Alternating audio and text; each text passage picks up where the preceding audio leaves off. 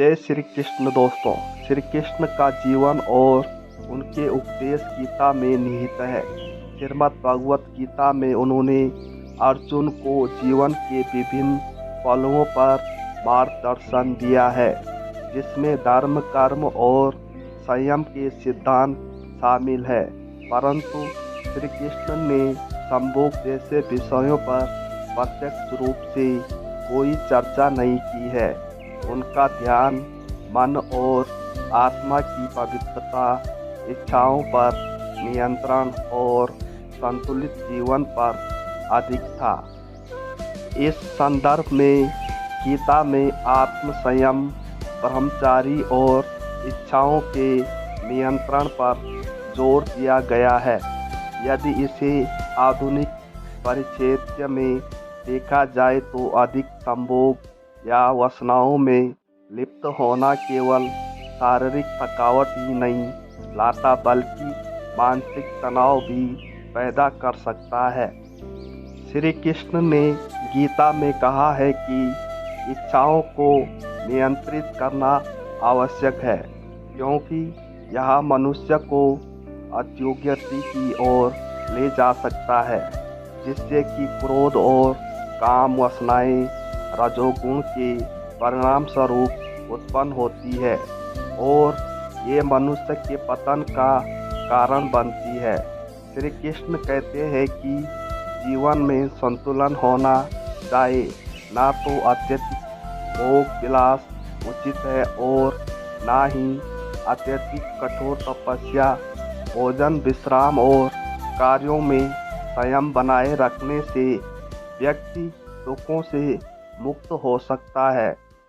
आधुनिक दृष्टिकोण से यदि किसी मानव का जीवन संतुलित ना हो और वे शारीरिक संबंधों में अति करे, तो यह उनके मानसिक और शारीरिक स्वास्थ्य पर नकारात्मक प्रभाव डाल सकता है। अत्यधिक संभोग से शरीर ऊर्जा खो सकता है। मानसिक तनाव, यह तनाव चिड़चिड़ापन और ध्यान की कमी का कारण बन सकता है। यदि रिश्ते केवल शारीरिक सुख तक सीमित हो जाए तो आपसी समझ और भावनात्मक जुड़ाव कमजोर हो सकता है। श्री कृष्ण ने गीता में आध्यात्मिक जीवन और कर्म योग की व्याख्या की है। वे कहते हैं कि इच्छाओं को त्याग कर अपनी ऊर्जा को उच्च उद्देश्यों की ओर केंद्रित करना चाहिए। संतुलन बनाए रखे शारीरिक संबंध महत्वपूर्ण है, लेकिन भावनात्मक जुड़ाव और संवाद भी उतना ही आवश्यक है।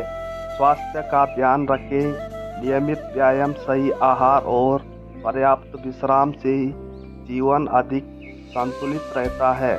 आध्यात्मिकता अपनाएं, ज्ञान, प्रार्थना और गीता के उपदेशों का पालन करते हुए आत्मा की शुद्धि और मानसिक शांति पाई जा सकती है।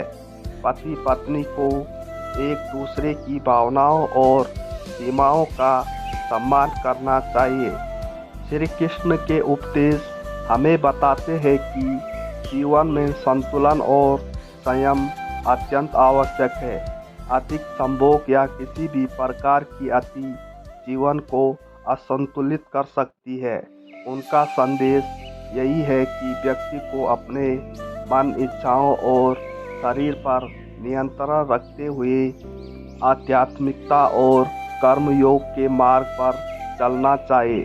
तो दोस्तों, आज की कहानी सुनकर आपको कैसा लगा मुझे कमेंट में बताएं और ऐसी धार्मिक कहानियों को सुनने के लिए हमारे चैनल को सब्सक्राइब जरूर करें। जय श्री कृष्ण।